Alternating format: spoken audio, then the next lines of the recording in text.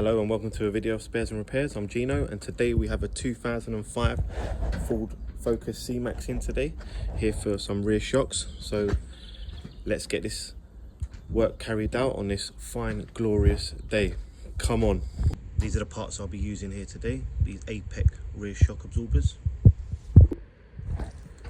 To do the job, the rear wheels have got to come off, and there's two 10mm bolts holding it at the top here. The bolt for the bottom of the shock absorber is here, located on the suspension arm.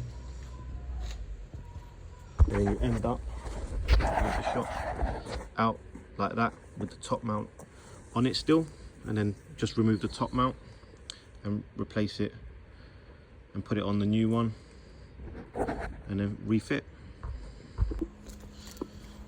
These are the old ones, and as you can see, this one was the driver's rear and it was reported on the MOT, so it had to be replaced. But as good practice, it's good to replace both of them at the same time. But as you can see, look at the state of it. It doesn't even retract back into its operational position.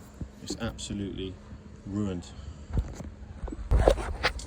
Just like that, both rear shock absorbers are fitted back to the vehicle, fully functioning and ready to be used.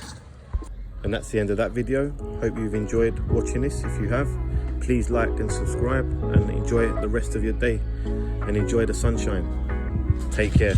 Come on.